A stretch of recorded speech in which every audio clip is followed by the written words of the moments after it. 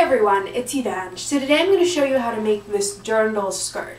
Now, a dirndl, it's the name of the traditional dress from like Germany and Austria and Switzerland and all that area. But it's also the name of a skirt that's basically just cut straight and then gathered through the waist. And it's probably the easiest kind of skirt to master. So this skirt that I've made would work actually quite well as a dirndl for the German style dirndl, but also if paired with a petticoat, gives it a lovely bell shape, suitable for lolita style fashion. So if you like this skirt and would like to know how to make it, please keep watching. Also, you can check out my website, www.evangesews.com, where I'll be posting patterns and step-by-step instructions.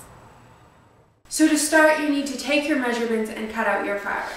Now, you're not really concerned about your waistband measurement at this point. You're more concerned about the length you want it to be. Now, on me, that's going to be about my natural waist to about my knee. That's just the way I like my skirts to be, but you can make it as long or short as you want it to be. And then, once you've taken that measurement, add 8 inches. Now, 8 inches is for the hem allowance, and that seems like a lot for a hem allowance, but more fabric in the hem means more weight, and more weight means it's going to drape a lot better. And that's very important when you have something that's like really, really gathered, because it's not going to drape nicely without it. It's just going to be kind of puffy. So really, the 8 inches in the hem is only really 4 inches folded over twice, but it is important. It'll give you a lot nicer looking skirt in the end. So I've just cut out 3 panels of fabric to be the measurement I want, which on me is 30 inches, which is, you know, waist to knee plus 8 inches for the hem.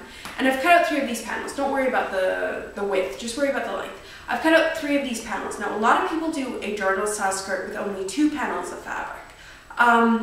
But I find that 3 panels of fabric looks infinitely better. It's like that secret ingredient almost, that one thing that, you know, it's there, but you don't really notice it. It's not really obvious, but it just makes it so much better in the long run. So I've cut out 3 of these panels of fabric, and I'm just going to sew them together into a loop.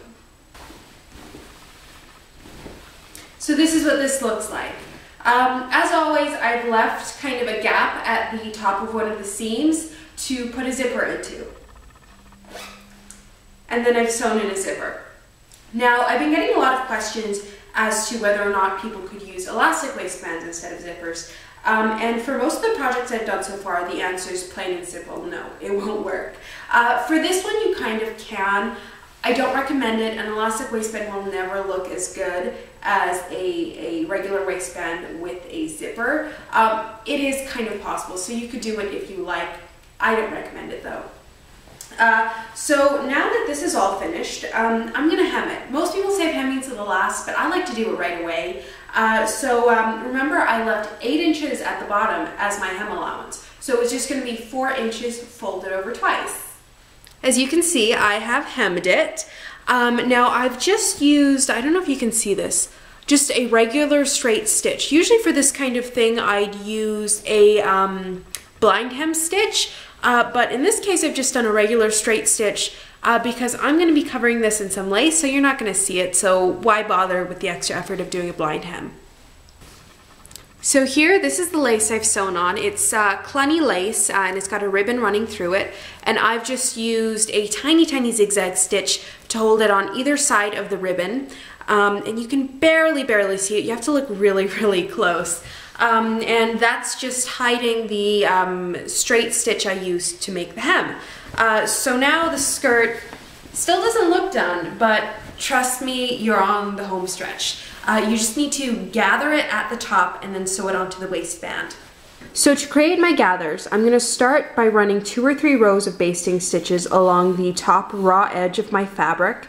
And to create basting stitches, I'm using a plain straight stitch, and I'm making the stitch length as long as I can. So I've done 3 rows of basting stitches. The more rows of stitches you do, the more even the gathering will be. If you just do 1 row, what'll happen, it'll like pucker and twist. If you do 2 rows, that works pretty well, but I want the skirt to be really nice and even, so I've done 3 rows. And then you're going to locate the ends of the thread, and you're going to choose either the top threads or the bottom threads. Don't take both. If you take both sides of the thread and pull, you're just basically going to tie a knot. So just choose one side or the other. I've got the bottom. And what you're going to need to do is just pull. And you can see how it's making gathers, and you just do that all the way along. Next, you have to cut out a strip of fabric to become your waistband. The width should be 2 times the desired width of the finished waistband plus seam allowances, so that'll probably end up being about 3, 4, 5 inches. And then the length needs to be at least the length of your waist plus several inches of overlap. And then I've just added a little bit of interfacing, and I've marked off the exact length of my waist. So I don't know if you can see, but there is a marking there to indicate the exact length of my waist. And I'm just going to pin my skirt between those 2 markings. Try to ensure that all the gathers are fairly evenly distributed along the waistband, and then just sew. And then just trim off the extra waistband about half an inch out. Then on the other side though, you'll do it about 2 inches out because you have a bit of a flap that overlaps. So like that, and like that. And then you turn it so that it's facing right sides together, and then just sew up here to close the end. And then just kind of fold everything in and top stitch. And this is what you should end up with. Now I've also added a hook and eye to the little flap in the back just to hold it closed. Thanks so much for watching. If you like this tutorial, remember to subscribe, and also you can check out my website www.evangesews.com. Thanks.